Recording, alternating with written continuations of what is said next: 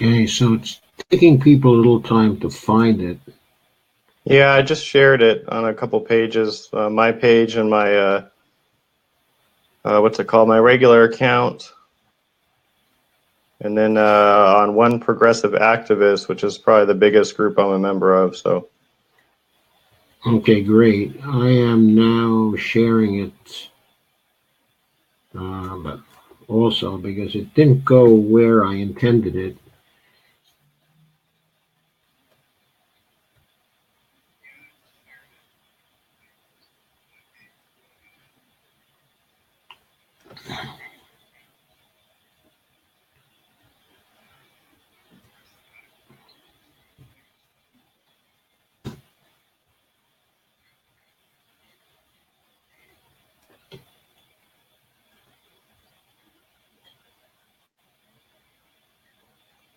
Yeah, we have all kinds of groups, and we have a shared team, and we have, and they're most active actually during the broadcasts in the first few minutes. That's why I expected a lot of people to arrive, but it wasn't where it usually is, because I tried to share inside of the event today, because I thought that would be easier for them to share, and instead of sharing to the page we normally used.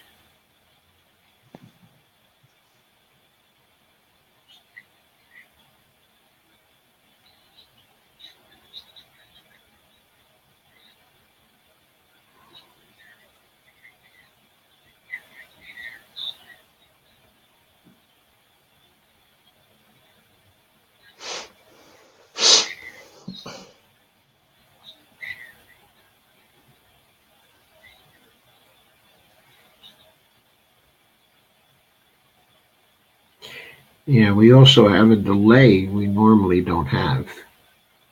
So we'll have to cope with that as we go along.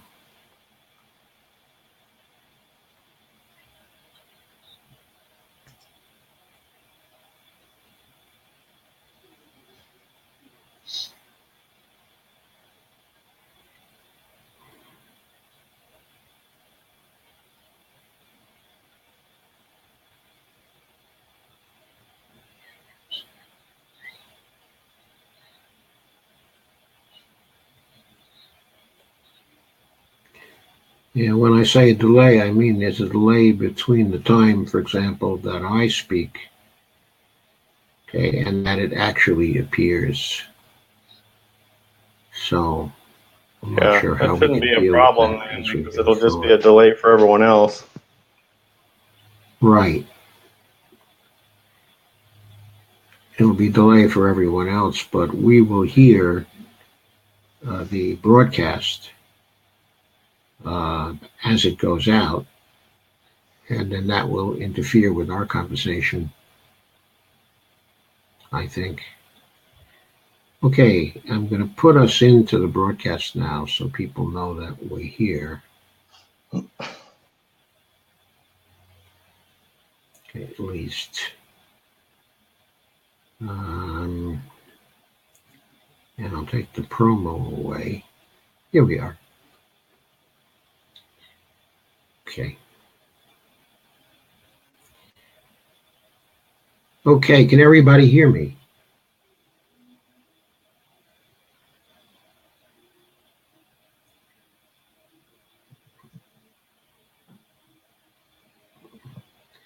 Okay, see, we're not hearing the actual broadcast.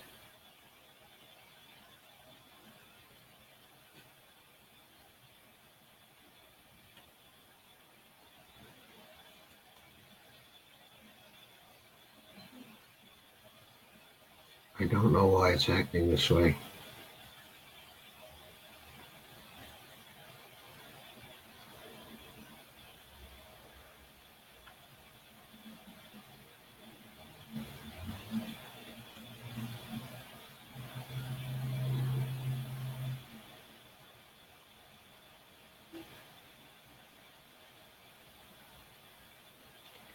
In fact, I'm not really hearing that at all.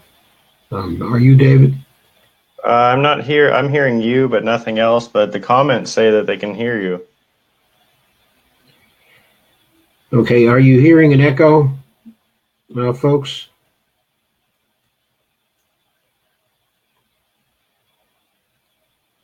Well, I guess it's going all right then. So I think we don't have to worry about it. So let's go ahead, David. Okay, Alrighty. this is okay. This is Joe Firestone for Real Progressives on Thursday night at 9:10 now. And my guest for tonight is the most progressive candidate for Senate in the primary race of the Democrats in California, David Hildebrand. Okay, and David has a platform which is extremely interesting. He's also a CFAR candidate, has signed the CFAR, and he has committed to it. So that is good news for us. Okay. I hope that you'll all share this to as many people as you can while we're on, because there seems to have been a bit of a technical delay. I tried something a little different tonight, and it didn't work out in the way that I hoped. Okay, but anyway, the way this interview will go is that I will talk with David about his platform in some detail, and I will ask some questions and some comments. And we won't be strictly limited but to an hour. As long as he has the time, we'll be able to keep going somewhat longer than that. So here we are. Now I'm going to turn it over to David, and I'll ask him to begin to speak about his agenda. And the first plank in that agenda is campaign finance reform. Hi, David. Would you care to say a few more words before we get into the platform about your background? Yeah, so I've been a legislative analyst for over 6 years with the state here in California, so I have a little bit of background on the issues. I've been around legislation around the Capitol for about 10 years now. I actually was an intern for AFSCME, which is a union in California that represents public employees in different fields. So I was a member of SAIU till recently, so I have that union background as well. So yeah, I was on the Bernie campaign. I did that for about 70 hours a week or more around my full-time job. It was literally my life at the time. I would leave work, go to the campaign headquarters, work until midnight or around midnight, making binders for the next day for the canvassers, and then I'd go home and start it all over again, get up at 6 in the morning and go to work again. So that was basically all I did during that campaign for a little over a month there. And before that, I was a canvas captain for my area. So I have background both in the legislative, analyst area and the campaign area. So I'm fusing those together now in my campaign that I'm running right now and taking experience from both to run this campaign. Okay, thank you, David. So let's get into the platform at this point.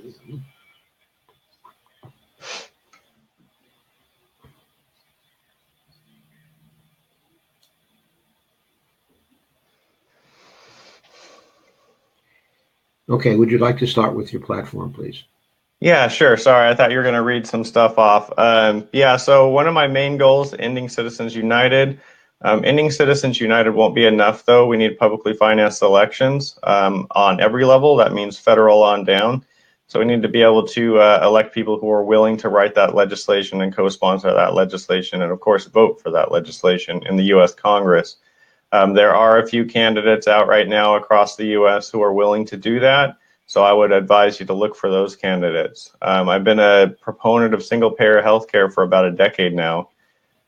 When Bernie came out and said he was running for president, that's one of the main reasons I jumped on the campaign early on, because I wanted to see single-payer on the national level. When SB 562 was introduced in California, I was a part of that process. I went to the rallies. I helped canvass both for SB 562 and against the federal government Republican versions of healthcare bills that were actually obviously not healthcare bills. They took away healthcare. So I've been involved in that for quite a while too. I'm for tuition-free college and trade schools. Not everyone needs or wants to go to college, and we have a need for people in the trades. So we need those people educated as well and skilled. So to do that, there's apprenticeship programs now, but those apprenticeship programs don't cover everyone. They actually cover sometimes around 30 people in each class, and when they're done with the program, then they start over.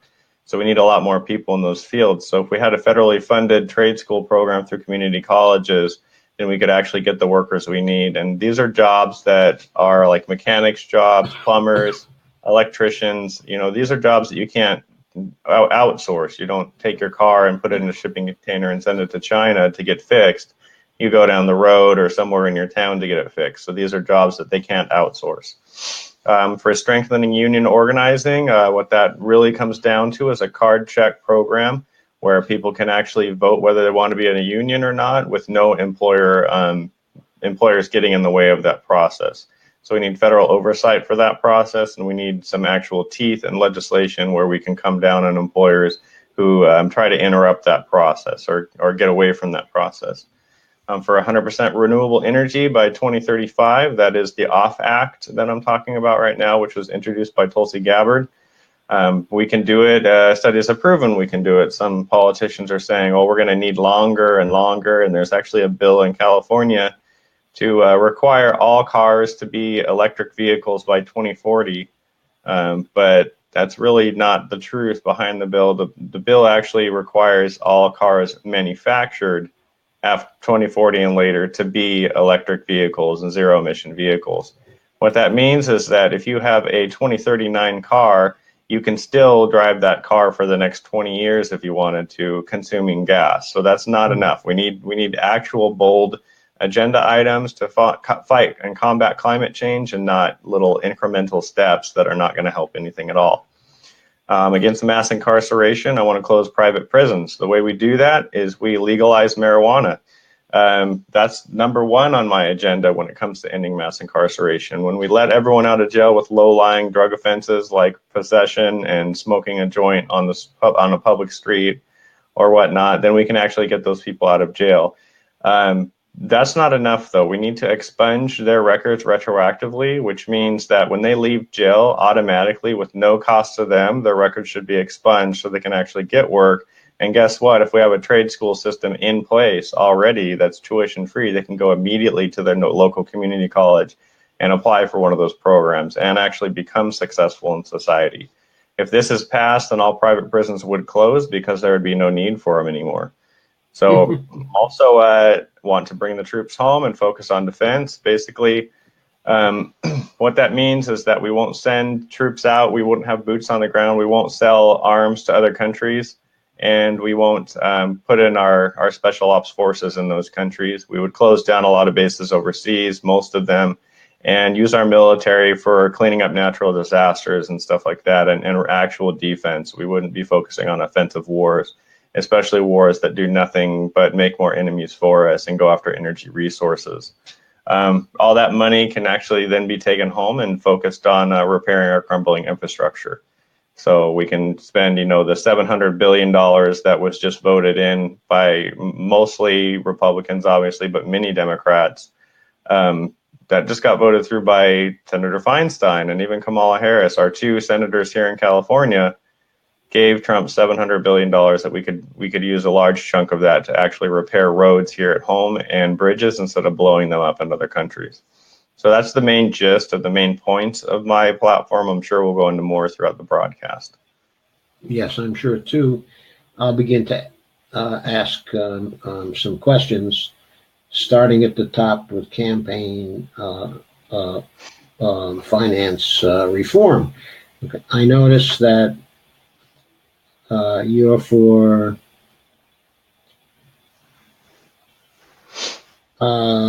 reversing the CU decision, and you're also for closing the revolving door, and you advocate for people to refuse to vote for candidates who accept donations from the corporations or have super PACs. If for term limits and election day holidays, and voting from the prison. All very progressive measures, okay, in various ways. I'd like to ask you about by getting rid of CU. In order to reverse that, we need to. Okay, one way is that the composition of the Supreme Court should change, and then a new case would go up to the Supreme Court and basically reverse the decision. Okay, a second way is to pass an amendment, okay, a constitutional amendment, and that's the method, okay, that most people are talking about, okay, at this point. So that's a good method for the long run, but it probably would take 7 to 10 years to move through the states, and it would have difficulty actually moving through the states simply because so many of the legislatures in the states are controlled by the Republicans, who don't want to have anything to do with that kind of amendment. Okay, so what I wanted to ask you about is, have you heard of Article 3, Section 2, the exceptions clause to the Constitution? I have. I am not the biggest expert on that. I'm pretty sure you can let me know about it, and then we'll go, oh yeah, that. Right. What the exceptions clause actually says is that Congress, in laws that passes, can restrict the jurisdiction of the Supreme Court, stopping it from doing a judicial review of the constitutionality of a legislation in question. This is a check which the framers placed in the Constitution, check on the Supreme Court. So it's part of the checks and balances system in the Constitution, but it was never used. It was placed in it by the framers because they wanted to give the Congress, which was supposed to be, at least the House of Representatives, the representative of the people, okay, the democratic element of the Constitution, was supposed to have a check on the aristocratic element of the Constitution, which was the judiciary, okay, and which still is, I guess, the judiciary. So, though this has never been used, there's also no doubt about the constitutionality of it. It's written into the Constitution. If it were used in the context of campaign finance laws, those laws could not be reviewed by the Supreme Court. And if the laws contained a provision to reinstate all the campaign's finance laws that were already passed, as well as some new provisions, then these would become the law of the land as long as the president were to sign them. So we'd need a more progressive Congress to do that, and we need a president, okay, who is willing to sign the laws. But we won't have to wait for an amendment to the Constitution in order to pass these laws, because we could use Article 3, Section 2 to take the court out of the process. Okay, now, of course, there are other methods, too. We could try to pack the court, and it could be simply waiting for a justice to create a 5-4 majority in the court would suffice to reverse CU at this point, while waiting for an amendment to be passed in order to create a solution to the problem, which would be more permanent. So I guess what I wanted to ask you is, if it came to a vote on this, would you be willing to support the use of Article 3, Section 2, the exceptions clause in the Constitution, in order to take the Supreme Court out of the process? Yeah, definitely. And we could probably put publicly funded elections in that same legislation. I think you could, and I also think that this might be something to run on. In other words, it gives you something the other candidates don't have. Okay, and it gives you a more practical thing to cite than simply saying that you're for the repeal of CU through an amendment process. Because, as I say, that's going to take a longer time, probably 3 or 4 years longer, maybe 5 years longer, if you're in the time frame of a total of 7 to 10 years. We still, are years away from that, because we probably are a few years away from having both a Congress and a president that would be willing to sign the kind of legislation that we like. Yeah, well, that's kind of where my pledge comes in, my personal pledge, and my call for others to take the pledge not to vote for any corporate candidates or candidates that have super PACs.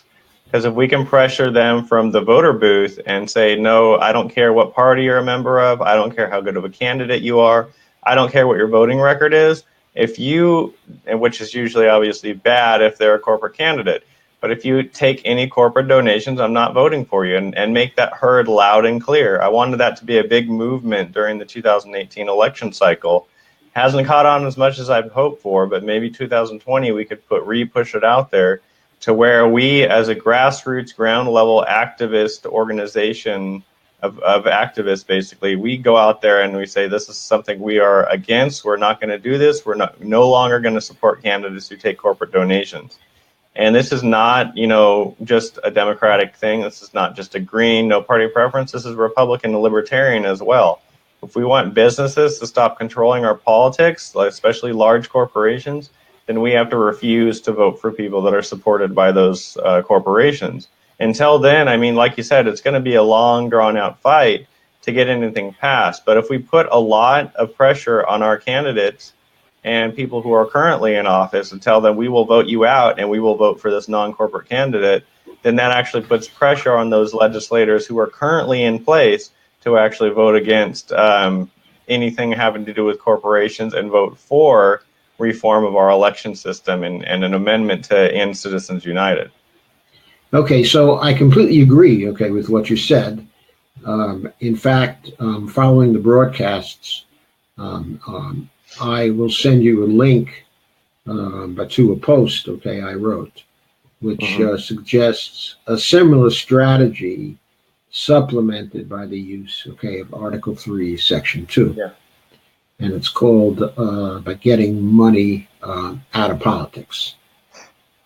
And it's based on some earlier work that was done by someone else.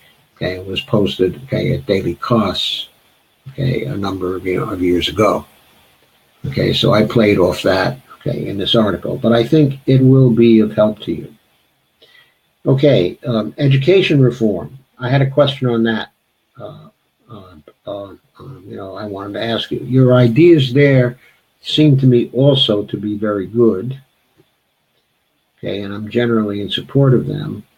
But as I recall them, you didn't call for state funding of the graduate schools and the professional schools, essentially leaving them in private hands for the most part, or underfunded hands in the state universities.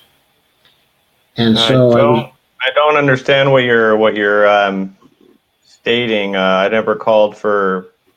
I don't believe I called for graduate schools. I think I called for private schools that are currently privately run, meaning non-state schools. Those would remain right. I'm private not schools. right. I'm not speaking for. Okay, I'm not speaking about undergraduate work. When I referred to the professional schools, okay, graduate schools, I was thinking of the public universities, but the graduate schools, okay, and the professional schools in them.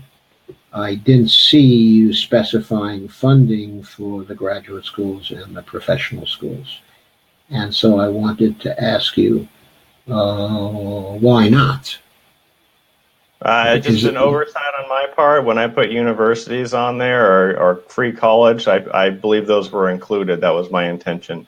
So if that's not clear, I thought that was clear, but if that's not clear, that's definitely something that I can specify more clearly. okay, it could be I didn't read that carefully enough. So if you read, you reread that and find that it isn't completely clear, then it might be a good idea to specify that. Yeah, not a Okay. problem. Okay. Also, uh, okay, I also had the idea that we should be publicly funding schools from pre-K all the way through graduate school, and I didn't see any mention of pre-K funding here. I see you say I oppose using any public funding for charter schools. Okay, I certainly agree with that, and I agree there shouldn't be any for private schools also.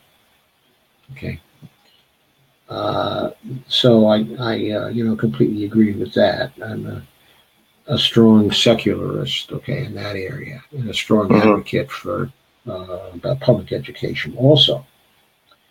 So, okay, but anyway, I would also favor adding pre-K funding. To Yeah, I'm that. definitely not against that. That's something I could easily add. Okay. So, going to environmental protection. Okay, I really liked your ideas there very much. Could you give them in a little more detail for our people, please? Was there any specific plank that you were talking about, or just in general? Well, in more detail, for example, you say I wholeheartedly endorse Tulsi Gabbard's Off Fossil Fuels Act, which gets us to 100% clean and renewable energy by 2035. We get there sooner in California as we're already selling surplus solar energy to neighboring states. So, could you be a little more specific about the specifics, okay, of that act? Yeah, so basically it moves, we can use a lot of different types of renewable energy. I favor solar and wind power. A So lot of do I. people, what was that? So do I. I favor Yeah. solar and wind power too. So there's a lot of different things we can do to get to that goal.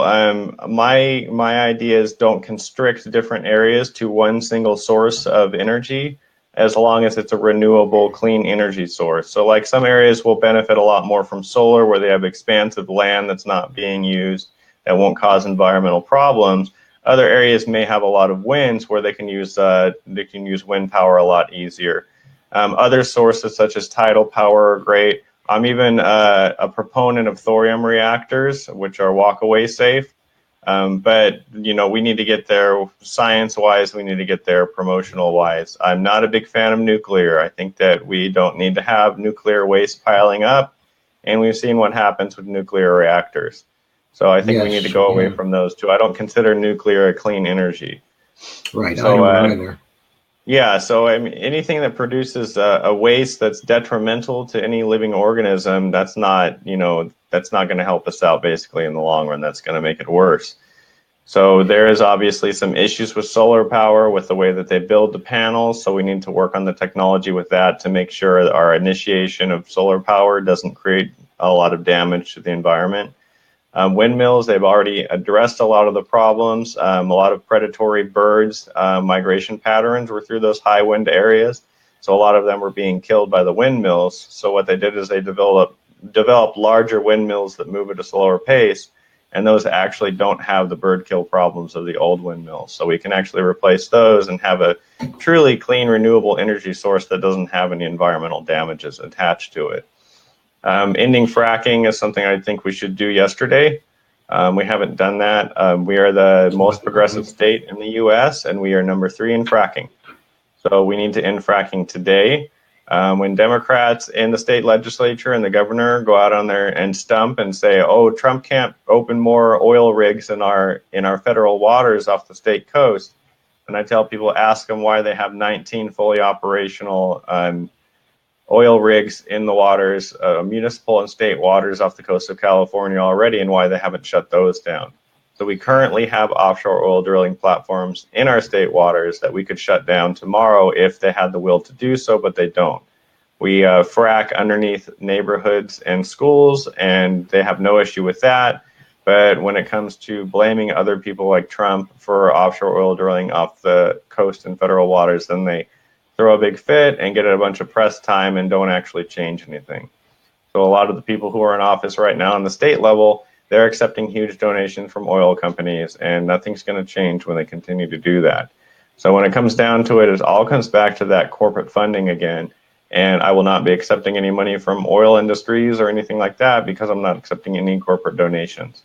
So that's where basically it all comes back to is who are you going to represent? Are you going to represent the communities in LA that have fracking rigs literally in their backyards on the other side of the fence, going into their schools and their neighborhoods? Or are you going to support the oil companies that's building those and causing that environmental degradation? For me, it's easy. To represent is to represent, and that's to represent the people, actual human people, not corporations. So that's the main reason I'm running, and we can't continue to do the same things we've done and expect anything to change. Yes, I agree. Can we really wait until 2035 to get this done? It seems sometimes with some of the things we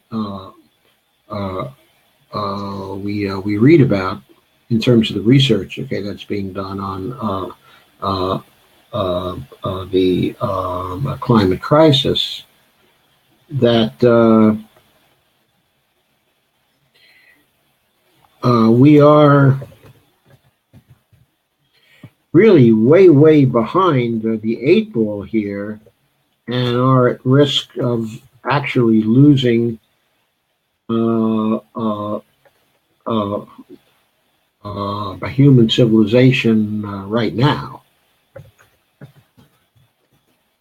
Yeah, so obviously we can move faster in California because we're already a lot of the way there. We just have to have politicians with spines who are willing to make those changes. But what I have to remind people is that if we had some magician's wand or magic switch that we could stop consuming fossil fuels today, and tomorrow we all wake up with electric cars and not consuming any fossil fuels whatsoever, we're still going to suffer the impacts of climate change for at least 20 or 30 years because of what we've already done to damage the environment. So those climate change events are going to happen. They are going to go up. What we need to do is we need to develop a strategy to combat those symptoms of climate change where we currently don't have the funding in place. I know this is across the country, but in Florida, in Miami, basically, the city will flood at high tide because of the rising seawaters. The city of Miami has actually installed a system of levees and walls and pumps to pump all that seawater back out to the ocean. Obviously, this comes with a cost. So they've talked to their state legislature and their congressmen about getting funding for this program to unsink the city of Miami when the high tide comes in. And because they're hardcore Republicans who don't want to admit that any climate change is happening, they will not allow funding for those. Yes, I know.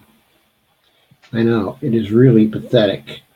But I suppose the point is that you, in your role as a senator from California, would probably move as fast as you possibly could to try to change things. In other words, whatever movement in the climate of opinion would take place, you would be there at the front of it. Yeah, What I'm hearing exactly. I from mean, you I would. is that there would be no compromise, that you would Correct. be just really slamming at this as if our lives depended on it, because they do. Yeah, they do depend on it, and that's the thing is people aren't even willing to admit that climate change is real, or that anything else is happening, that's negative, having to do with fossil fuel extraction or use. Those people need to be voted out as well. So I wouldn't be just sitting behind a desk in the U.S. Senate. I would actually be a spokesperson for that across the state, and obviously using that pulpit to bring the message out. And a lot of the issues with climate change and pollution, if we have Republican voters who don't believe in climate change, then change the marketing scheme. If they go out fishing or hunting and there's nothing left to fish or hunt, or the forest burned down because of the changing climate, then that affects them directly in their own backyard. So you talk to somebody and find out that their hobby is fishing, and they're back, the river nearest their house, the coal company can now dump its refuse in that river and turn the river literally black and kill all the fish in it. Then they go fishing, there's no river left to fish in. So we need to change our marketing scheme for people who do not believe in climate change as well, because there's plenty of those even here in California. When you go hunting and there's no animals left because we've polluted the forests and the waterways, and those animals have to drink that water, then there's nothing left to hunt. So those are arguments that we can have with those specific groups. Obviously, we as more leftist politicians and activists, we believe that climate change is real and we need to change everything tomorrow. It's just something I let people know, is there is a marketing aspect that we can be successful on with Republicans and conservatives who don't necessarily believe in climate change itself. That we can say, well, this localized pollution is also impacting your lives. Fracking underneath their house and polluting your water with fracking, water additives, that's actually harming yourself and your life. So we need to change that on the ground level too. So we could actually fight the whole debate about climate change without once mentioning climate change, because there's a lot of things that are local like that, where people are affected locally. Okay, very good. Moving on to equality and human rights. You have a very strong platform on that as well. You're against institutional racism, and very strong on the dream, of Martin Luther King, and implementing that. You're for feminism and for women's rights and for gay marriage, and for ending all discrimination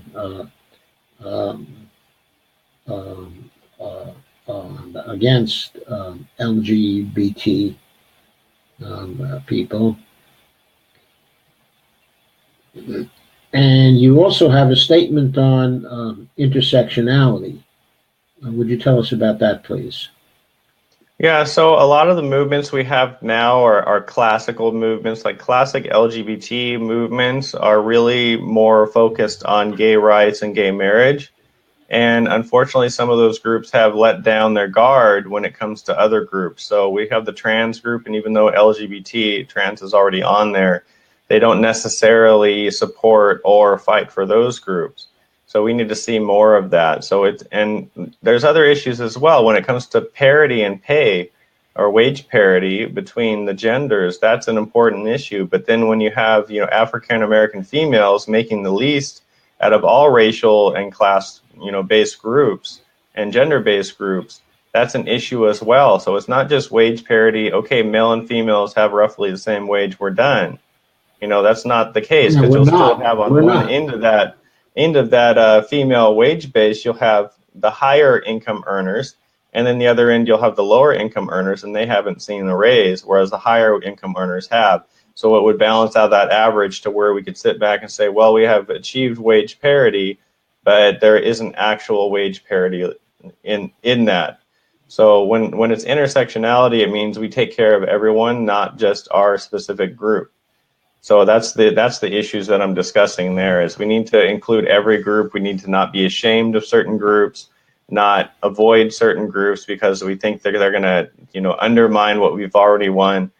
That's not the way we do things. I am not for I got mine, you screw everyone else. That's not my platform. My platform is we got ours. Now let's help everyone else get theirs too. And we might not ever be done doing that. So we have to continue fighting that. We have to have the energy to go forward and fight for everyone. We can't just fight for our specific group's ideals and then call it a day. And it takes a lot of energy and a lot of enthusiasm to do that. But there's plenty of activists I've seen that are willing to do that. So that's where we need to step up and actually defend other people's rights and as we move forward, because there's always going to be a group that's undermined or used as a scapegoat, and we can't continue to allow this process to happen. We need to break that cycle. Okay, very good.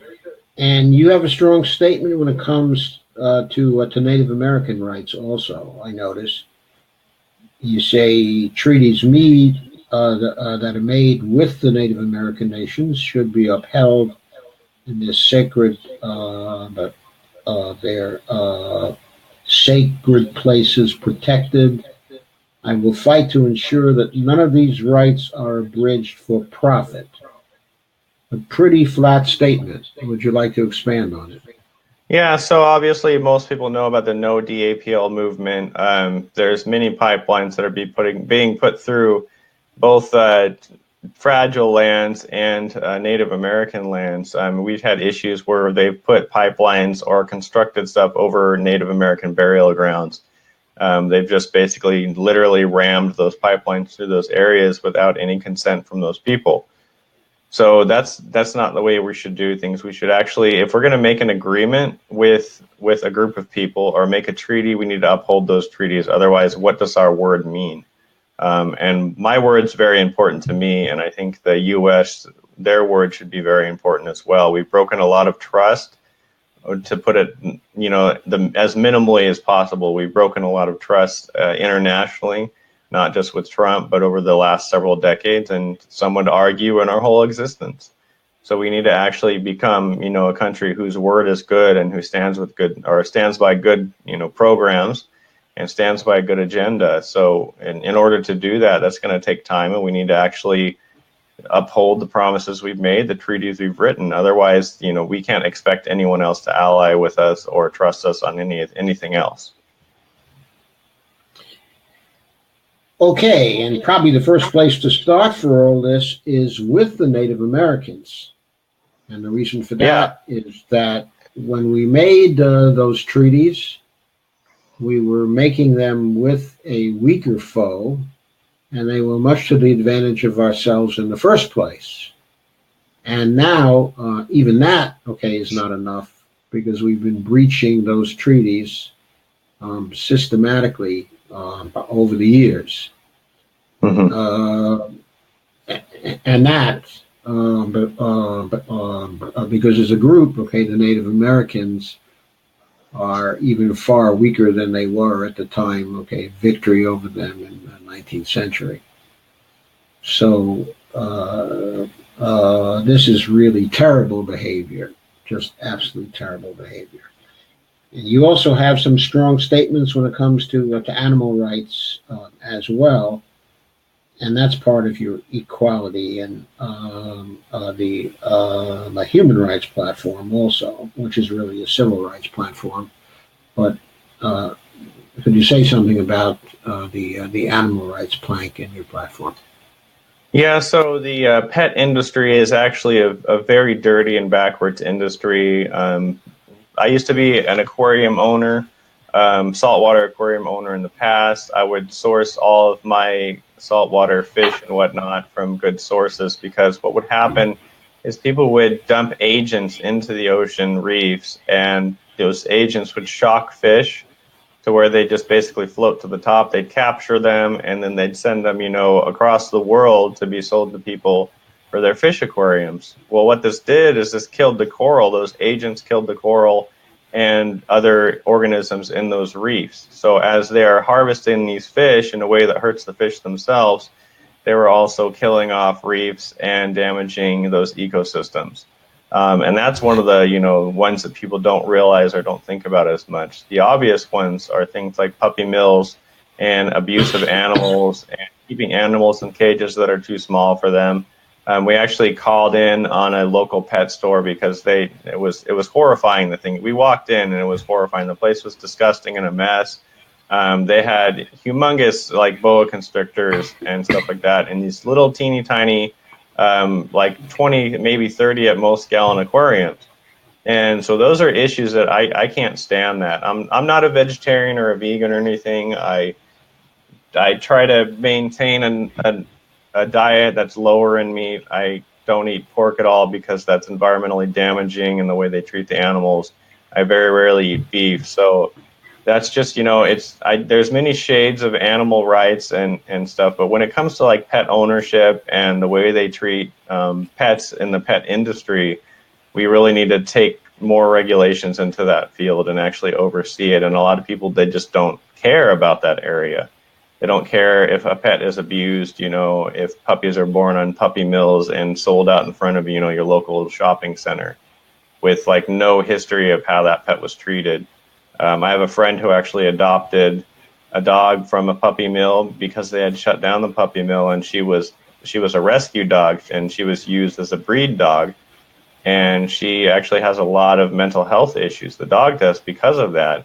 So she has high anxiety. She has the impacts of health on her body from being used basically just to breed puppies over and over and over again. So we have these issues that we don't address, and I think there should be a licensing and insurance and all that and oversight for people who want to breed dogs, and it shouldn't just be just an open free market when animals' lives are involved in that. Yes. We have some people in our group who are very strongly vegan, Mm-hmm. and they come at it from a position, which is ethical, Mm-hmm. highly ethical, and say essentially that since the animals we eat are sentient beings, Mm-hmm. that they have rights, and those rights include that we not be using them for food. Mm-hmm. And while I'm not a practicing vegan myself, or even a vegetarian, I have considerable sympathy for the position. And what I think is that we should all consider it and think deeply about it, and really try to understand the idea that animals are sentient beings like ourselves in some essential way, and that they should not be treated as a means to an end for that reason. I have a great deal of sympathy for that sort of view. I'm not quite there yet to veganism. Yeah, I think that vegans do have a point, and I think that for the general public, I think they view vegans as extreme, and that's an issue. I think if we could get to the point where we could market, at least vegetarianism, or like my diet's basically poultry, and that's the only, meat that I eat on a regular basis is poultry, so turkey and chicken. And yes, I know there is issues in those markets as well. I try to be the most conscientious as I can when I'm buying my meat. At the end of the day, though, I mean, if we can market people off of certain meat, and start, a trend or a cycle in that direction, I think that would be most beneficial. Like pork is arguably the most environmentally damaging food to eat, but yet our country is highly addicted to pork. and is advertised. Bacon is on like TV like all day, every day, as a huge advertisement ploy because of those industries. But then when you see, them spraying, fecal matter and urine into the local streams and rivers from those farms, and it's just a huge mess and it contaminates the water supply, it's just not worth it. So if we can market that off of not just, a care for the animals, which is important in itself, and the animal rights aspect, market it as, hey, this is the river where you're going to drink your water out of aspect. So there's a lot of different angles to go at it from marketing. So I think that there's a lot of room to work there, and a lot of room to go, from someone who eats, like in the past when I was younger, I ate beef all the time. I even ate pork sometimes. I was never a big fan of it, but I did eat it sometimes as well. And coming from, having friends, one of my main volunteers is vegan. And having friends like that have actually opened my eyes to different things and actually curtailed that. And the reason that happened is because they weren't, what people call quote unquote militant vegans, whereas they stood by their values very strongly, but they didn't attack people for what they believe. They just shared, what they believed. And that really is the most beneficial thing. And that's what got me to, look into it more, and what, strengthened my ideas about animal rights, and especially pets, and like the dolphin slaughtering in Japan. I know about different issues like that because of my own research. So there's a lot of room where we could improve, and not necessarily, promote everyone to go full vegan. And I think that you and me are kind of on that spectrum there, where we're reducing our meat consumption just because we feel ethically and morally, responsible to do that. So I think that we can move people in our direction. It's kind of like politics in general. You might have a great idea for publicly financed elections, and maybe someone's not there yet. Well, maybe you can get them to stop voting for people with corporate donations. So it's things like that, as we can drag people the right direction if we cannot get them to come all the way over it and agree with us. Yes. Okay, moving now to foreign policy reform. You've had a lot to say about that.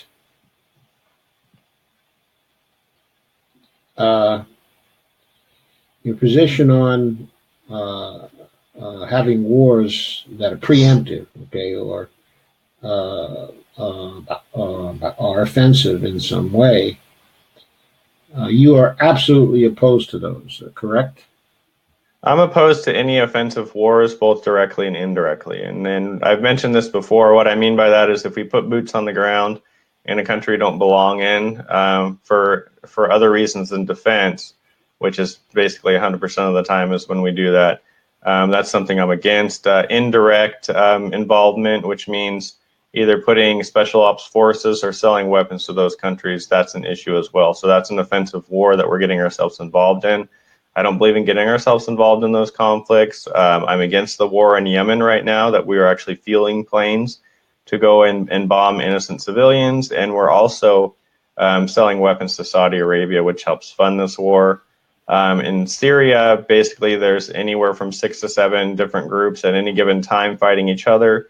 If we ally with one of those groups, we end up making the other, 5 or 6, our enemies. And then if those groups that we allied with get taken over, then our weapons get taken from those groups, which has been happening over in Syria already.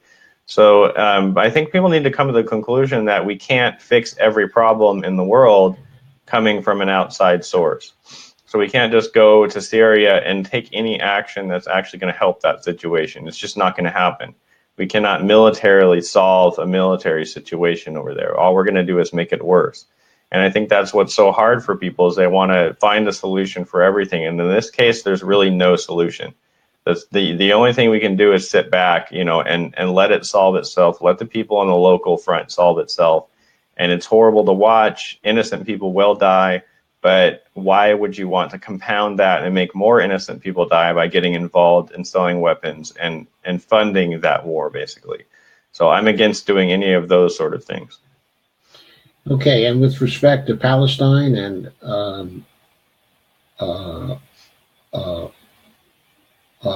Israel, so if we're gonna, strongly for a two-state solution, I take it.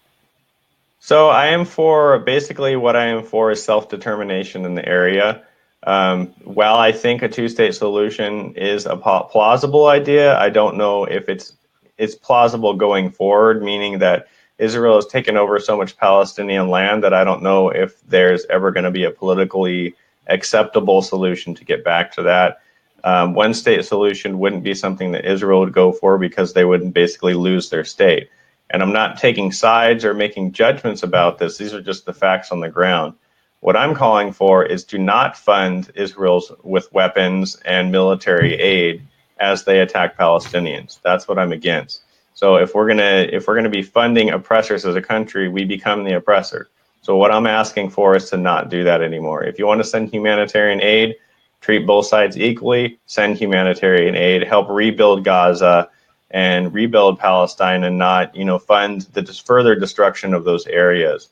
We can't act like we're for some person or some group of people and make it a civil rights or human rights issue while completely ignoring the oppression of another group. So if you want to go out and take a side on Palestine and Israel, that's great. That's your prerogative. What I think we should do is treat both sides even-handedly, and both sides have done wrong, both sides have done right. So whatever political motives you have or movements you want to create for your side, that is your right to do that. But at the end of the day, we can't be hypocritical and treat one side different from the other for any reason. Okay. And you want us to stop arming terrorists. And you subscribe to Tulsi Gabbard's act that she's introduced into Congress. Yeah, so that's basically what I talked about with Syria as the most blatant example of that, where we're arming some groups over others, and those groups that we're arming are actually, terrorists, and they end up using our weapons and our supplies to commit acts of terror and to fight against the government in other countries. So basically what it's calling for is to not just stop arming terrorists, as the bill says itself, but stop arming these oppressive groups that are going to end up taking our arms elsewhere. I take that a step further and say, stop arming any oppressive nation. We don't need to be the number one military salesperson or sales country, I guess, in the world. We don't need to be involved in that market. We need to be involved in humanitarian and the markets that ensure peace, not war. So there's no reason why our munitions and guns and whatnot should be used in other countries to oppress people. So there's a world of difference in your foreign policy views as compared to Diane Feinstein. Yes. Yeah, so Diane Feinstein, when I first started out this campaign, we did a little bit of research on her donors, and this was back then at that time. 3 out of the top 10 donors to Diane Feinstein are military-industrial complex. 2 of those 3 are drone manufacturers. So she is not going to go against the war. I was quite a bit surprised that she did not vote against this Yemen resolution that Bernie Sanders and others put forward recently. But obviously she is running for office currently in California, so I think that she held off because of that and voted, basically to allow the Yemeni war to end. Whereas if she wasn't running for office, she very much would have supported continuing the war in Yemen, because that's what she's always done. She voted for the Iraq war. She voted for stuff like the Patriot Act and authorization to use military force. And the most recent allowing the authorization to use military force under Trump, the most recent vote on that is just like, that's not even acceptable. I mean, you can make your arguments about passing it under Obama, but when it comes around to it, there's a lot of issues with that as well. But then renewing it under Trump, like, there is no person in the Democratic Party or in any party that can actually justify renewing the authorization to use military force under Trump or allowing it to be renewed. Yes, I entirely agree. Okay, and the Patriot Act as well. Yeah, exactly. And these are things that affect us. I mean, the FISA courts and spying on American citizens, which now we know they're domestically spying as well, which is no secret anymore. Those are issues that she's voted for. And when you go and look at her corporate donors, there's no question why she's done that. And in doing those things, she's violating the Constitution wholesale. Well, It and seems the to me. Constitution doesn't matter a lot to a lot of quote unquote representatives. They don't represent us. So, I why noticed would they that. be concerned about the Constitution? I noticed that. Yeah. Okay, so we get to healthcare reform.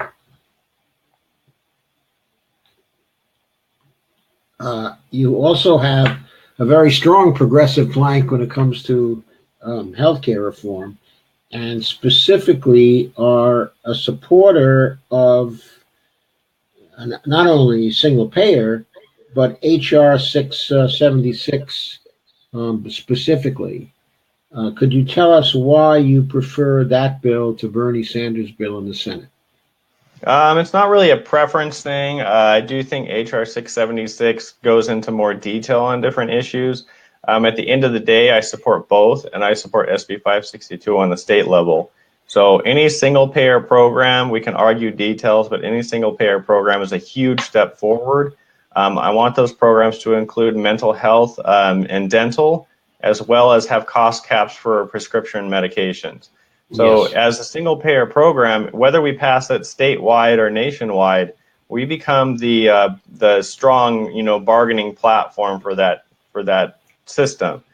So a healthcare provider, which would still be private, would have to negotiate with us. They'd have no choice because we would be such a big market in California, and on the nationwide level, we would be the market. So they wouldn't have any choice but to negotiate with us. And the same thing happens to go with pharmaceuticals. Even if we only pass single payer in California, they would still have to bargain with us because of the massive size of our healthcare market here in California. So these are very possible things to do. One of the polls that was asking for support for single payer in California was 71% of people said that they supported it. So that's not a Democratic issue. That's not a Democratic and Green issue. That's not even just a Democrat and no party preference issue. That's an every party issue. That's a people of California issue. So nationwide, it's like, I think, anywhere from 51 to 60%, judging by the polls, and that's growing. We have Bernie going all over the U.S., basically promoting single payer in these states who otherwise, wouldn't be accepting of that, and talking to people and talking them into supporting single payer by telling them what it's about. So we need actually more education, and we need to spread this message farther. I think we've got, a lot of work to do, but in California, we've already done a lot of that work through canvassing in local areas. So the knowledge is out there, and it's really good. What I'm seeing, from my perspective, it's a really good chance that we could get single payer passed in California within the next couple of years. Obviously, the current legislature wants to hold it down, but if we get enough pressure on them, even they may pass it. So it's obviously going to be a battle, and it's obviously going to be a battle that we're going to keep fighting until we get it done.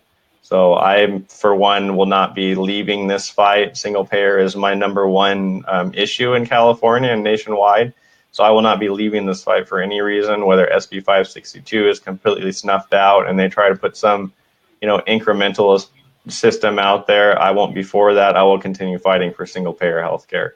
And it's important, Okay, go ahead.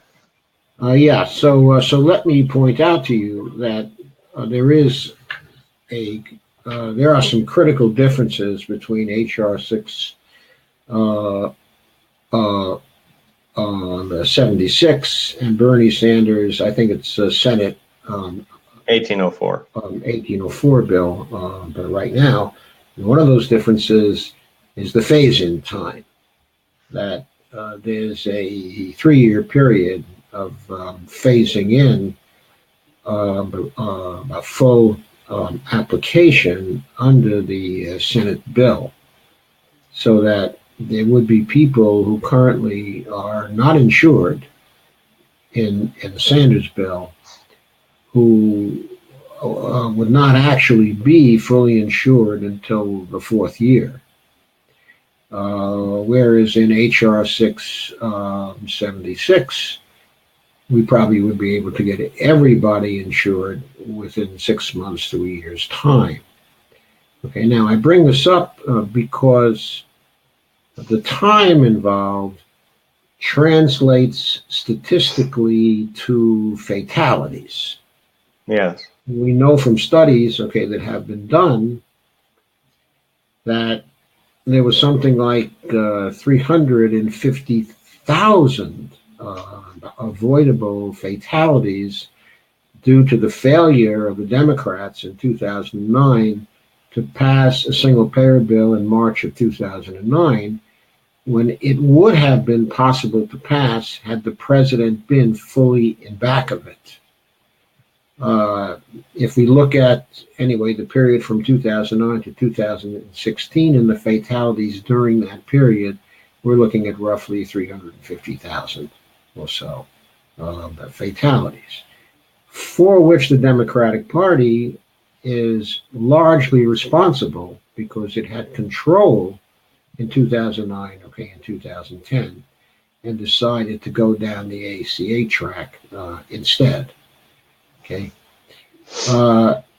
Okay, and under Bernie's bill, of course, the fatalities would still be there during the first, second, and third year. And that's a big difference from HR 676, and one of the big reasons why I preferred that bill to Bernie's bill in the Senate. I think he shows far too much consideration for the people who work in the health insurance industry, especially in the context of some things we know from a study done in California in 2009 by the then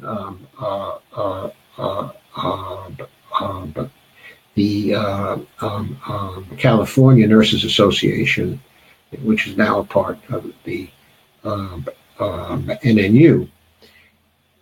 They did an econometric study to estimate how many new jobs, essentially net jobs, would be created by putting in a single-payer system, okay, in 2009. Okay, and their study, which was the only econometric study done of it up to that time and since, predicted that 2.5 million net new jobs would have been created if 676 had been passed at that time. Okay, there was an earlier version of it, okay, at that time, not quite as good as the current version, but still good.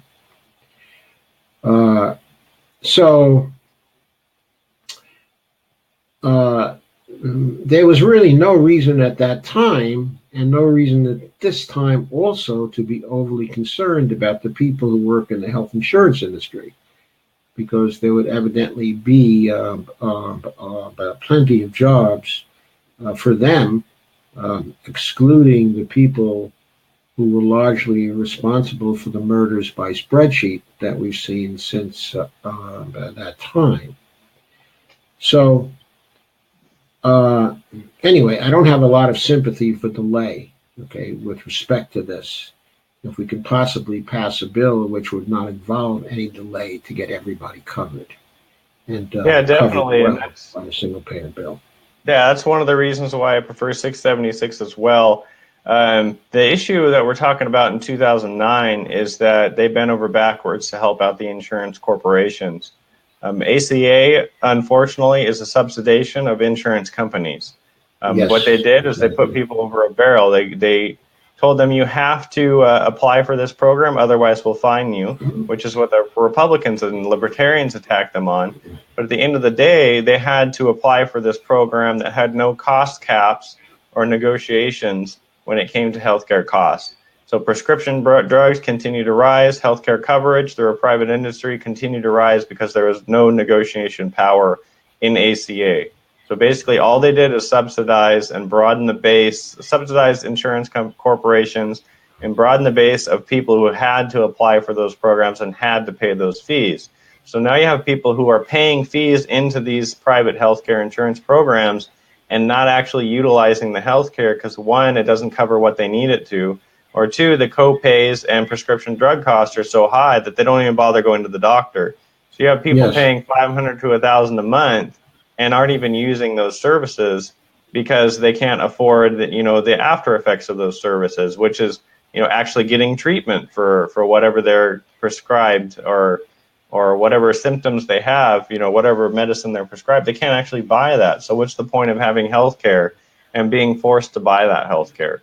So they they more than dropped the ball in 2009. They just threw it in the trash and kicked the can down the road, because what they did basically is they shielded people on their re-election campaigns for the following year, when they could have stood up for something and actually helped people. And had we passed a single-payer healthcare system back then, this wouldn't even be an issue up for discussion anymore, because Republicans and Libertarians would be fully on board for this once they saw the benefits of it. They can scream from the rooftops now. They can scream from the rooftops now and say, what?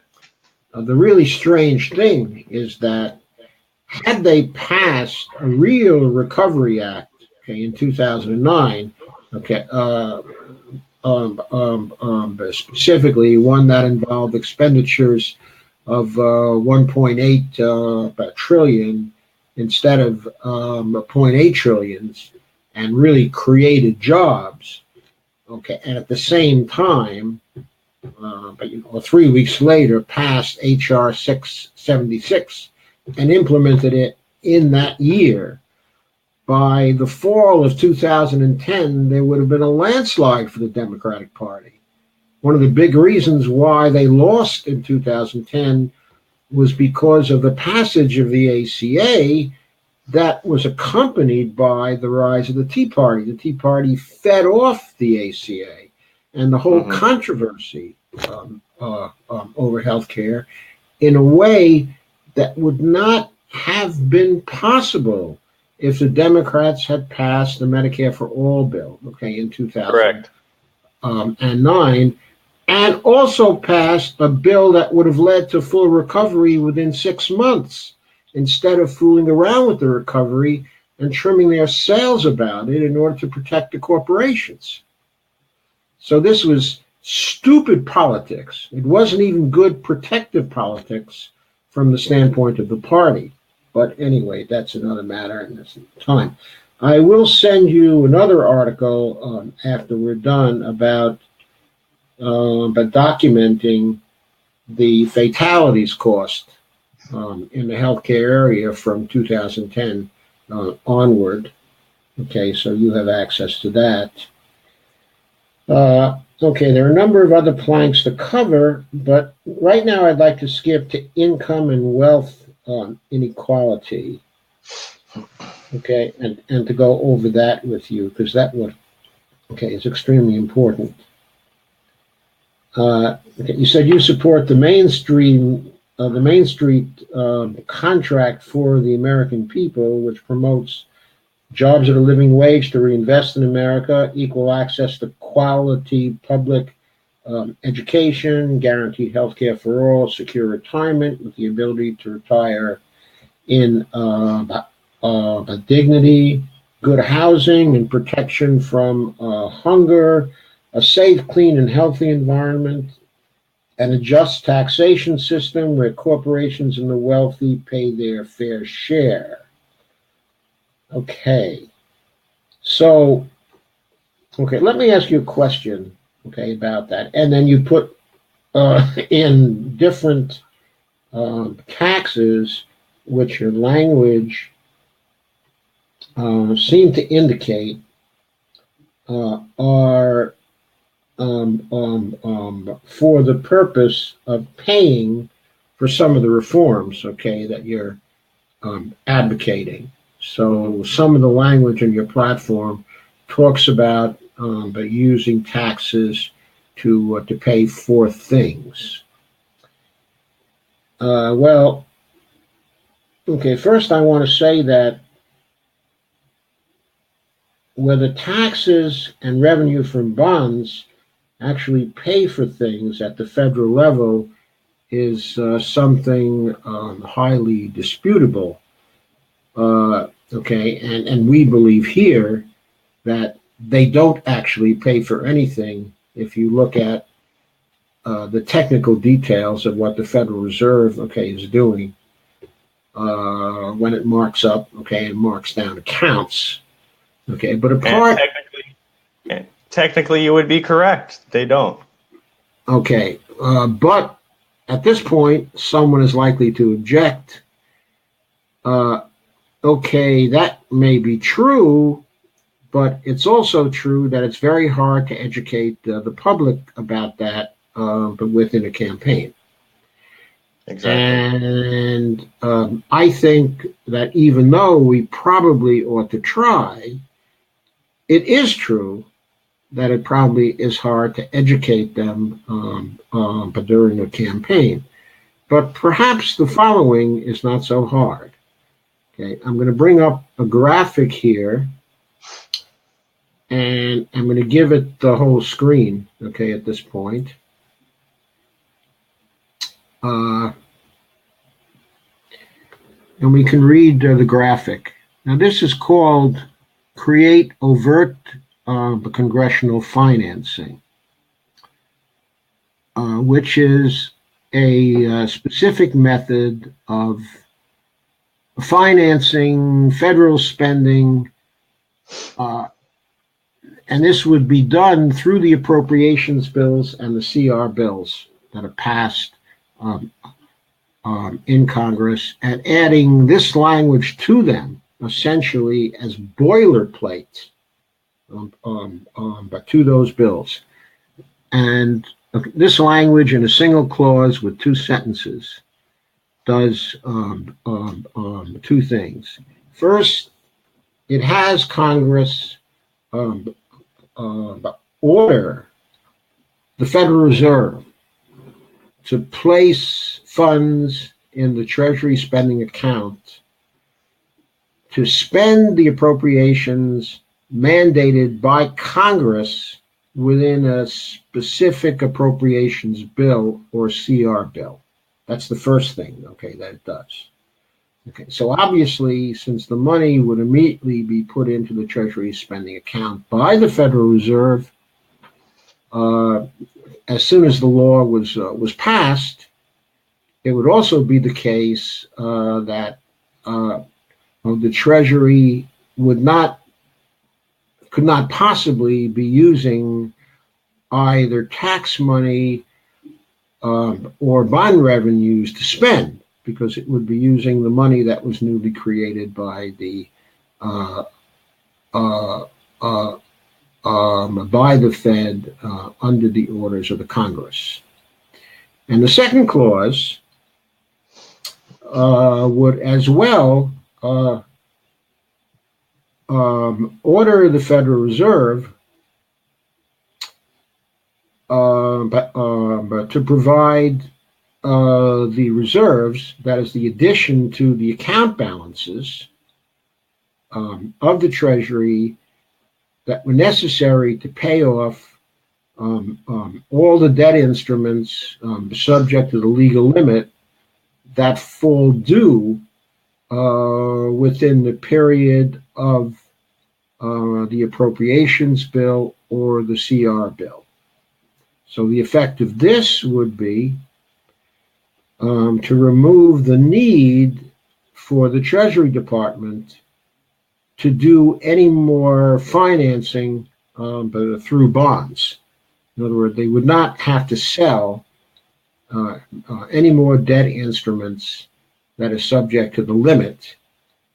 And over time, of course, the so-called national debt would be paid down to zero as that debt falls due over 30 years. So that's what these two sentences would actually do. So why have I written these two sentences, okay, and why do I offer this as something for congressional candidates to use and to commit to?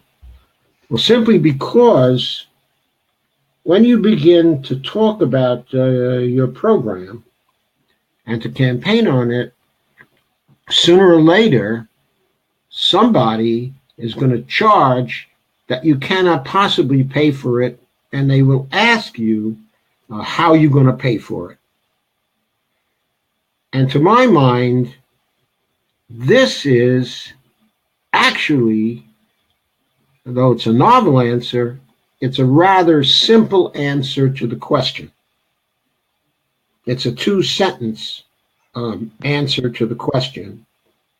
And nobody will be able to deny that this would pay for your program.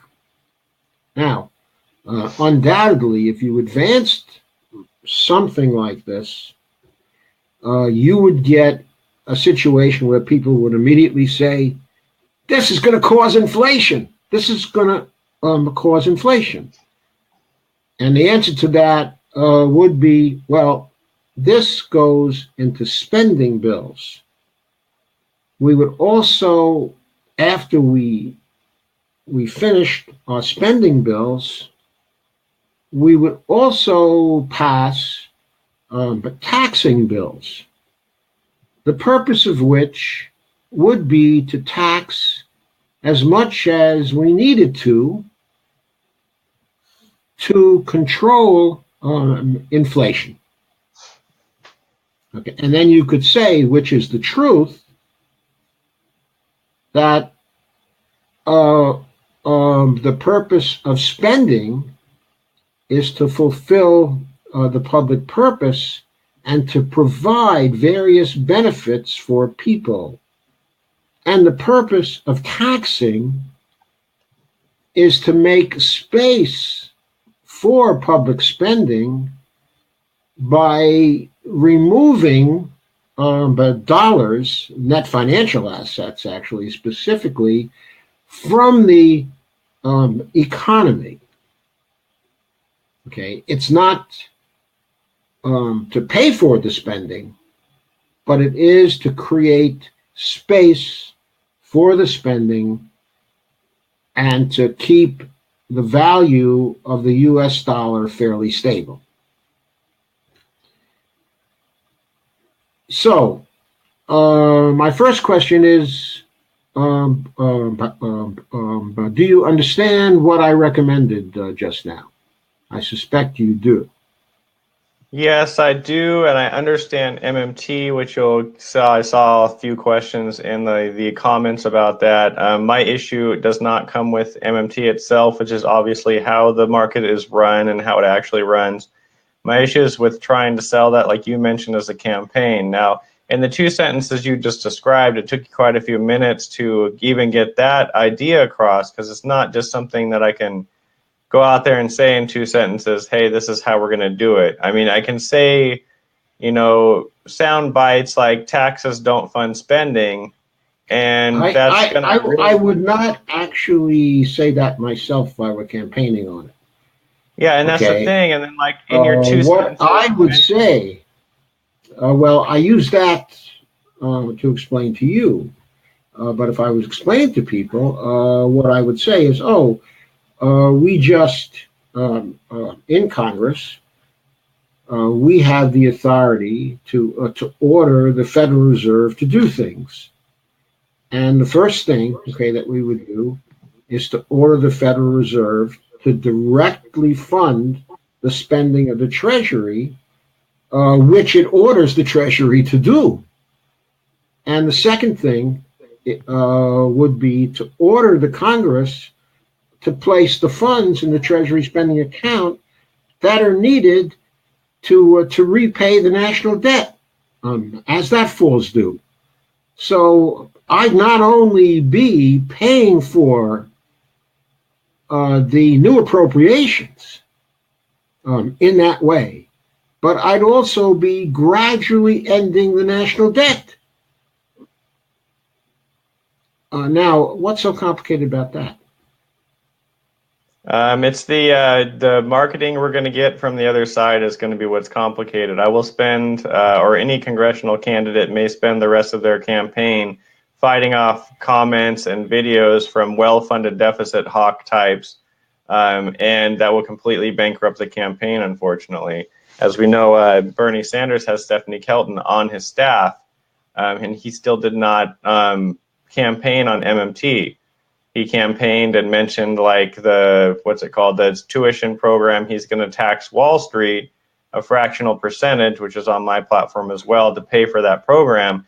So he's still, talking about taxing and spending and the traditional ways of talking about things. So I think that, like you mentioned in your 2 sentences when you were describing them earlier, we're going to get rid of bonds. Now you just scared off, the biggest voting bloc, which is, retirees or people closer to retirement, saying, well, bonds are stable. That's how I get my retirement. And they don't understand, when you get rid of bonds or you pay off all these bonds and not issue anymore, they don't understand where they're going to go, where's their safe haven now. So there's a lot more, marketing and debate that goes along with that. So my whole campaign, if I were to do this, would turn into a debating fiscal policy only, and no one would ever hear anything about the rest of my platform.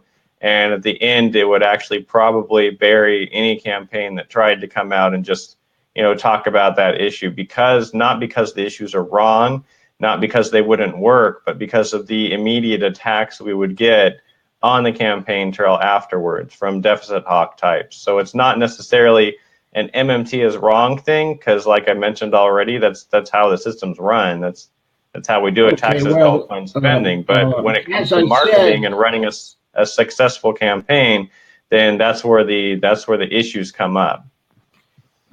As I said, I would never mention MMT. What I'd mention. How would you promote the program that you're mentioning now? Okay, the way I would do it is to simply say that you would be paying for the appropriations, okay, and you would be paying to reduce the debt without using taxation to do that, and without having to issue any more debt. Now that's tremendously attractive to many people on the positive side.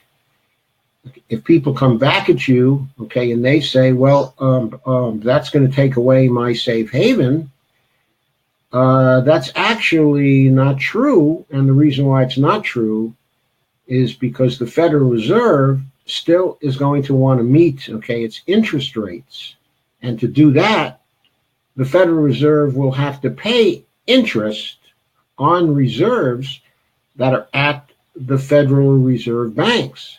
So if the pension funds have their reserves at the Federal Reserve banks, there's still going to be interest that they're going to earn over a period of years. So that's not going to go away. It's going to be very nearly the same, okay, as it is now. But what will go away is the screaming about this national debt we have that's subject to the limit and that's giving rise to debt ceiling crises. That would go away, okay? But not the payments to the pensioners. There's another reason why they wouldn't go away either, and that's because one of the things you would want to do would be to expand Social Security payments fairly drastically if you could pay for things in this way. So even if they could show that their pension benefits might fall somewhat, that might easily be compensated for by the increase in Social Security benefits, okay, that they would get. And that also many other people would get who haven't had the opportunity to invest in pensions. And there are many millions, okay, of those people also who would be very attracted by, let's say, a doubling, okay, of Social Security benefits, which you'd be able to afford under this. Okay, so that's a comeback on that. I think the most powerful argument, okay, the deficit hawks would try to bring to the situation, and that would bother people the most, is really inflation terrorism. And you'd have to explain very clearly why this is not an inflation threat as long as the tax bills are competently constructed. And then you'd have to talk about how to construct those. And you'd probably have to talk about changing spending procedures in Congress to reform CBO, okay, and what it does. It now projects the effects of spending bills in terms of how far they are from neutrality on the deficit. They're incredibly inaccurate at that, constantly revising about their projections. And their projections are nearly useless. In certain conditions, they've made trillions of dollars in error. Not always, but on certain occasions, they have made errors like that. Okay?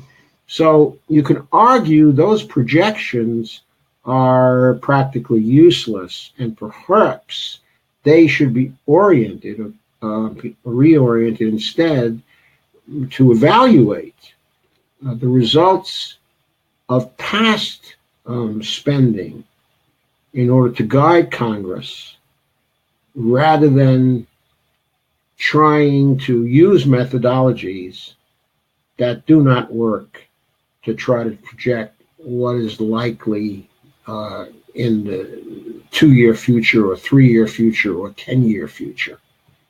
Things they absolutely cannot do accurately at all.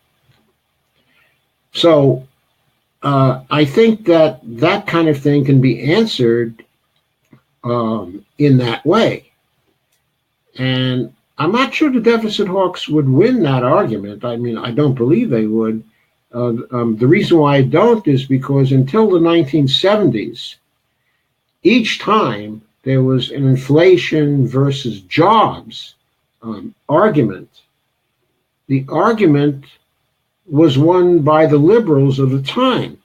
People preferred jobs, prosperity, and they were not easily convinced that this was going to lead to inflation.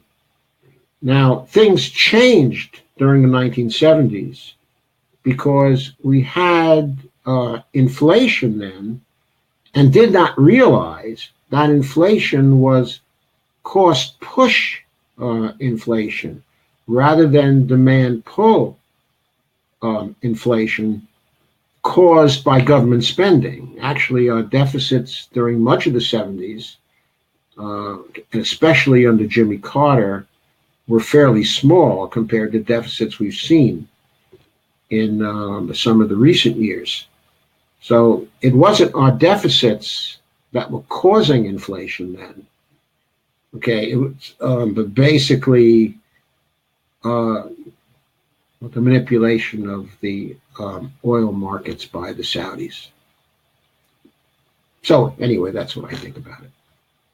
Yeah, so we've been talking for about 20 minutes on this subject, and I don't think we've really developed some soundbite or some short thing that you could explain the system with, and that's my only argument about MMT, is that we need to develop a system to market it.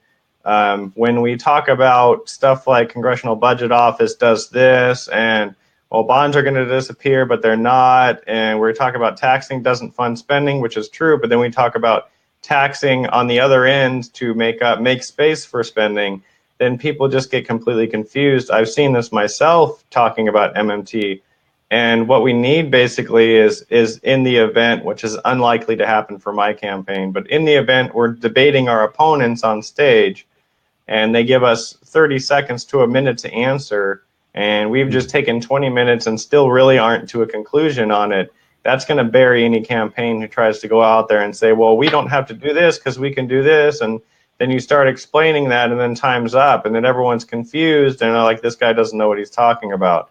So that's the issue with that. So yes, I understand what you're saying. I understand that the system you're promoting works, and MMT in general, which is I'm completely behind it. I understand that works, but when it comes down to it, the argument I have is that we need to work together, as some people mentioned in the comments, and make a successful marketing strategy for it. We just can't go up there and, basically what's going to amount to looking like a guy rambling on stage about, obscure things that the general public doesn't even have any clue about. So we need to put it in terms, and I've even having problems doing this, put it in terms that basically are easily digestible. Like taxes don't fund spending, that's easily digestible, but then we need to explain what we mean by that. And that's where we kind of get in the weeds, and that's where we see eyes glaze over and we see people lose interest, and people just walk away from it because it's just too much to digest in one sitting. It's something that requires, an economist or someone to actually look into and get to understand. So I'm a big fan of Stephanie Kelton's, and I understand what she's saying, but at the same time, and I think she probably agrees, we need to develop a marketing strategy for it. Because like I mentioned earlier, Bernie ran on basically on a tax and spend, argument, and I would argue that he did that rather successfully. And I assume that he would have hired Stephanie Kelton at some part of his administration had he won, and we'd be going towards policies that are backed by MMT as it is. So I think really the strategy we need to look at. Okay, so let me ask another question, but very briefly. If a bill like this, or if an appropriations bill happened to arise in Congress, and someone inserted a clause like this in the appropriations bill, then I guess my question would be, would you vote for that appropriations bill? Yes, I would. Okay. So that's an interesting question. That's the easy question, right? Is the people who are involved in the process, what choices would that make? That's the easy part. Yes, I would support, I support the MMT movement. I understand that, but like I said, we're like a select group of people who's, I'll just say it, we're nerds in these issues, and we actually understand and really delve into and want to delve into these issues. Whereas the general public, doesn't have that. You have someone who has a family where both parents work, and you got, 2 to 4 kids at home, and you got to deal with, just regular day-to-day activities. You're not searching, at least the majority of people aren't, investigating deeply into how the U.S. economy works. That's just not the way it works. I know from personal experience watching my friends and family who are very busy, who have 2 breadwinners in the family. That's just not something that happens. So it really comes down to marketing, and electing people who understand MMT is a big first step, because it's not always, the people that are on the streets voting for these candidates that necessarily, impact the biggest change. It's those candidates themselves who actually have the power to make those decisions. So yes, I would vote for that. I think it's a good argument against libertarians and Republicans who are concerned about the debt. I'm surprised that they have not picked up on MMT and the fact that we could pay off the debt. But at the same time, I'm not surprised, because it's a great campaign tool for them to complain about the debt as if we were living in an environment where household debt, was the same as federal debt, which is not, as we know. So when it comes down to it, I'm going to keep coming back to it. Absolutely true. Okay, but also it's very useful to them to have the debt ceiling crises that they use to attack discretionary spending that our side favors, and which is chump change at the end of the day. Yeah, which is chump change, right? At the end of the day, but of course, if this measure were passed again, it completely gets around any debt ceiling crisis. Correct. It's a way of not having any crisis. Both sides have their campaign plans and things they campaign on. The Democrats are guilty of the same things. They just have different things they campaign on. And when it comes down to it, who makes the money off the current system? Who are those people that are making that money off the current system funding? And and there's a lot of powers that keep current systems and current ways of doing things in place. And there's a lot of disinformation when people go out and campaign. So like when Bernie came out and said, we're going to tell the truth, that woke a lot of people up and realized, hey, there's a lot more here going on that I didn't know about. But to take a further step and really get into specifics like that for the general public is a little harder to do. Yes, it is. But that, of course, raises the following question. It's a tough question. And I'm not necessarily really raising it for you to answer it at this point. But I'm trying to put myself in the middle of a campaign and to ask how would I react to it.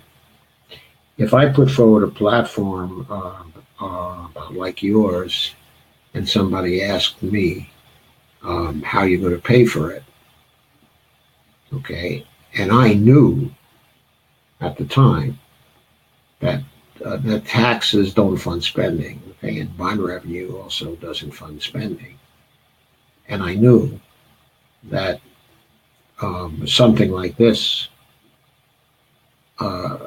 would entirely work to fund spending.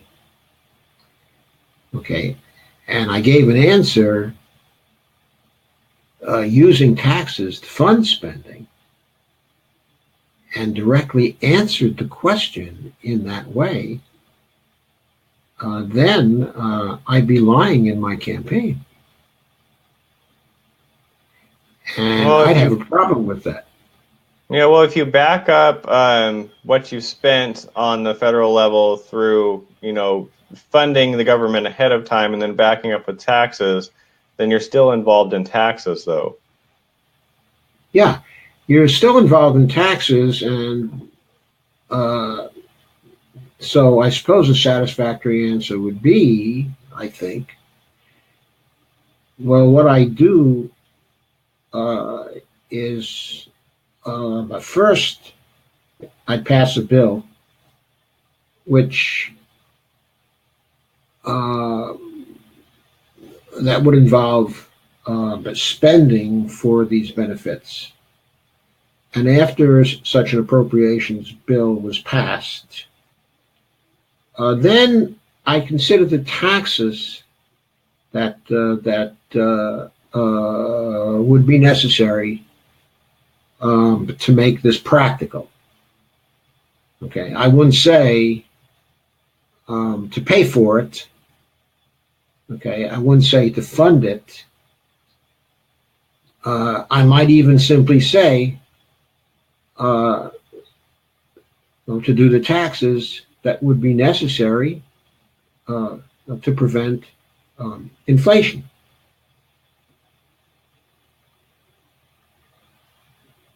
But I don't think I would directly say to fund something or to pay for something, because if I said that, it would be reinforcing the neoliberal frame of how things are funded in the federal government. Yeah, but I understand what you're saying, and I agree with that.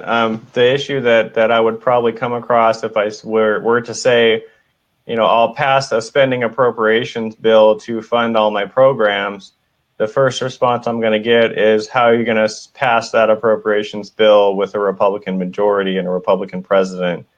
And, they're not going to pass that appropriations bill. So most of the Democrats probably wouldn't pass that appropriations bill. So that's an issue as well, as we go forward, that we would have to fight as well. So I said, I think it's... Okay, first, I think that you're right. With the Republicans in control, it wouldn't be possible to pass that kind of appropriations bill. But if the Democrats were to gain control of the House,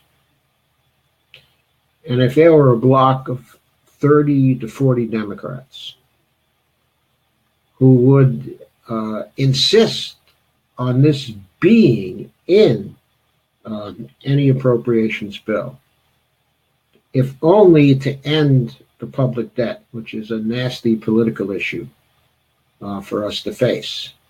Okay, it's not an economically significant issue, okay, for various reasons, or a financially significant issue. It really doesn't matter at that level. But it's a horrible political issue for us to face. So if we could get 30 to 40 Democrats to agree on this language for the purpose of removing that political issue from the table for good, and removing the possibility of debt ceiling crises for good, simply because once this got into the language of appropriations bill, then it would constitute a piece, okay, of boilerplate for those bills that would be hard to repeal. Okay? Because immediately, if someone tries to repeal it, then they can be charged with bringing back the debt problem. So once it's in there, it's hard to get rid of it. Okay? So if there were 30 to 40 Democrats that held a balance in the House and insisted on this clause, it seems to me it would be hard for the Democrats to say no. Because if they did say no, they'd be held responsible for a government shutdown. And they hate that. Yeah, and at the end of the day, how many Democrats are currently signing on for moral bills that we currently have in Congress? How many Democrats have signed on for single payer? How many Democrats have signed on for the Stop Arming Terrorists Act, the OFF Act? We haven't been able to get these bills moved because we don't have enough Democrats. So yeah, let's elect Democrats in who will allow that clause into the appropriations bill and vote for it. But at the end of the day, if you're looking for an insurrectional, like a Democratic Tea Party, so to speak, like a lot of people were talking about after 2016 as what we needed, then we're going to have to see that foment first before we go forward. And what we've seen basically is that there's no Democratic group that's really out there to change things in big ways like this. Unfortunately, we do have groups here and there that we're trying to do that, but unfortunately on the ground level we don't see that massive force of people going forward to do that. So unfortunately we're kind of stuck right now, and it's a little it's depressing, and it's just kind of like realism, but we have to vote those people in who will do that. So I don't think I could name 40 Democrats who would sign up for a bill like that, because they're benefiting off of basically running their political campaigns around the messaging of the current system. And you could argue that they're losing. Course, yeah, you could argue that they're losing because of that, and I would agree with you. Okay, what I'm assuming, of course, is that we'll have a fair amount of success in 2018, and that for that reason, the climate of politics will change in such a way that it might be possible in 2019, okay, or 2020, to get something like this into a bill. Okay, I know it will be hard, and I know that we may not make those gains through the coming election, okay, of 2018. But we also may. A lot of people are tremendously dissatisfied, and the push for single payer may succeed in getting quite a lot of people who are progressive into the House and who would vote for something like this. Okay? In other words, it remains to be seen if this actually happens, but I've been interviewing more and more people who understand a clause like this and who would probably vote for it if it actually came up. I'm not sure I know anyone who would campaign on this now. It may be Tim Canova would. Okay, but we'll have to see that. He knows about this and has known about it since the end of December. He's also known about Article 3, Section 2, and has gone over that himself, okay, and thinks that I'm right about using Article 3, Section 2 for that purpose. There's one very important thing. I don't think there's any disagreements between me and you about the actual underlying structural, economy that, we would want to put into place. The concern I have, what was that? Well, what I wanted to bring up with you, I do agree. There don't seem to be any disagreements between us. in terms of the underlying structure, okay, that we would like to see, or even the main policies, okay, that we would like to see. But I did want to get a chance to ask you in this session, and I also want to give you a chance to come back also sometime soon, okay, if you'd like to do that. But, okay, the final thing I wanted to discuss for tonight is I don't see a federal job guarantee in your platform, and I wonder why not. Actually, I've recently been meaning to put that or add that to my platform. I've studied up on it within the last couple of months. I just have neglected to actually get it on the platform itself. So yeah, I am for a federal job guarantee. I'm trying to figure out the messaging that I want to put behind that on the platform. It has been something that I've been thinking about for the last few months, though, and I do like the idea. So that is one way we could, or that is one thing that I want to put on the platform as well. So it's just there's a lot involved when you run a campaign with messaging and successful messaging. So unfortunately, you know, we have to go through that and worry about that aspect of it as a campaign. As an activist, it's a little easier to just do whatever basically and see what sticks. But on a campaign, if you bury yourself right out the door with messaging that really backfires, as you've seen, you know, and the reason we got Trump is because most of the Republicans during the primary had really, really poor messaging. So that's very important in an actual campaign. And I would actually, you know, it's a good exercise, if nothing else, to run a campaign like this, to run a statewide campaign and see what obstacles you actually run across. And it's actually, you know, educated me a lot on how we need to market things, and educated me a lot on different aspects of campaigning and messaging. And I really learned a lot from it. So I would, you know, the general public or the viewers on this show, I would say, you know, get involved with running a statewide campaign, or at least volunteering for one, and, you know, start learning those different aspects. A lot of the things, I know there's a lot of different opinions on whether we Dem enter, Dem exit, go green, start a new party. There's many different groups that want to do many different things, but the weaknesses of the Dem enter movement, which I'm actually a part of, is that a lot of people still don't know the rules of the Democratic Party. So we're losing battles that we could have won. So we need people to really get in there, sift through the details, and be willing to get into the weeds on stuff. Okay. So I think that's what develops that success. We as a group don't have an opinion on Dem enter as opposed to the other alternatives. What we think is that we want to see progressives that are consistent, okay, with our platform. And where they exist, whether in the Democratic Party, outside of the Democratic Party, we will support them.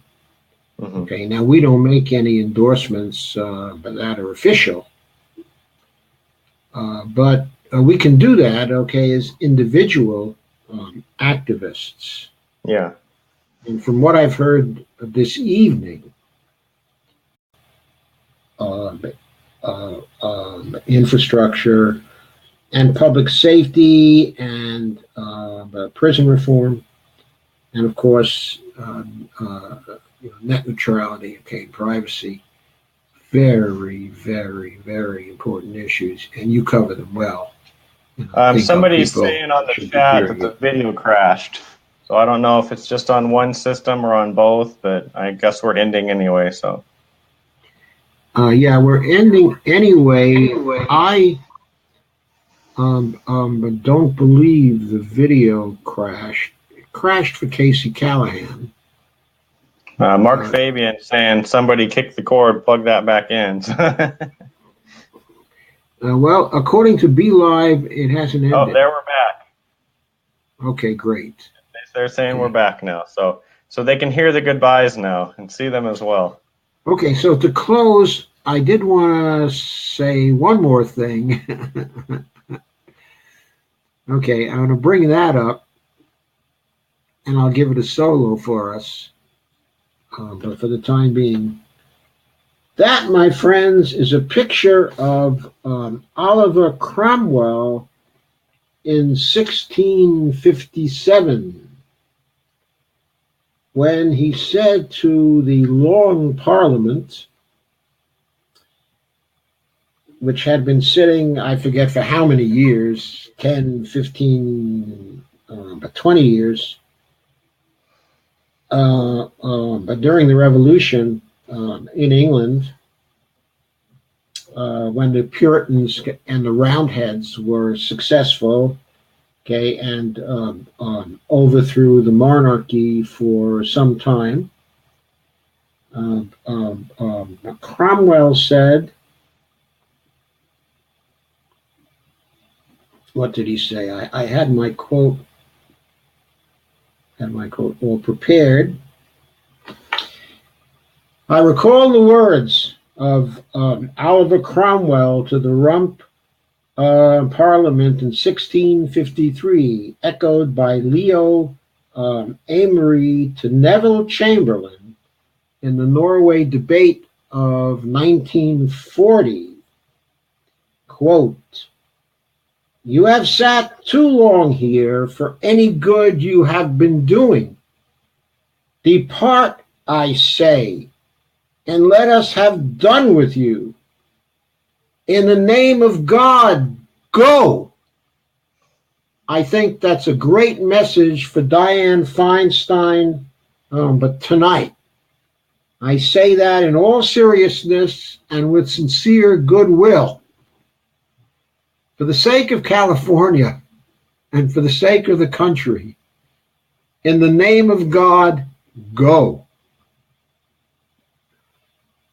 So that may be kind of corny, but I thought it might be a good way to go out for tonight. So thank you again for coming, and thank you for attending. Yeah, thanks for having me. Okay, bye. Have a good one. You too.